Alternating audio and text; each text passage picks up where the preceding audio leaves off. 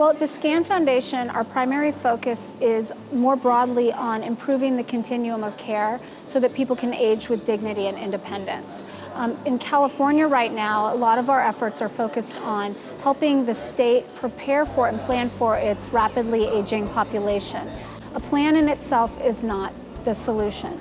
But if a plan is done in accordance with certain factors, it can really be an effective blueprint for how we develop services that meet people's needs. So for example, an effective plan has to have leadership. It has to have leadership from the state and the governor, but also from the legislature. So we're really pleased to see that the governor has stepped forward and is showing some bold leadership on this. But second, we're also pleased that the legislature has been really engaged on this issue.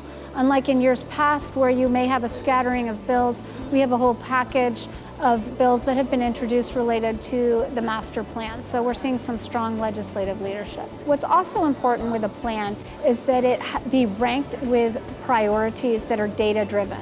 Third, a plan has to be comprehensive. Aging issues permeate all different sectors: health, human services, housing, transportation, workforce issues.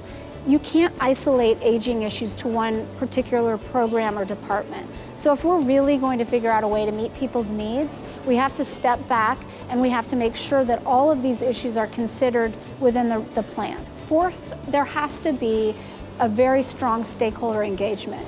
We want to ensure that we hear from real people. This plan should not be designed around the needs of a system. It should be designed around the needs of people. So we're at the SCAN Foundation going to be really focused on speaking with people, doing some human-centered design work to understand what are their real fears and concerns that can be addressed in a more thoughtful manner through the planning process. And then finally, and I think one of the most important elements, is ensuring that there's accountability with a plan.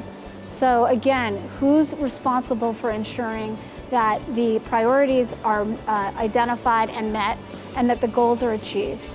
I think that it can be cross-sector. It doesn't have to all fall on the burden of the public sector and the state, because there's a lot of private entities engaged in this.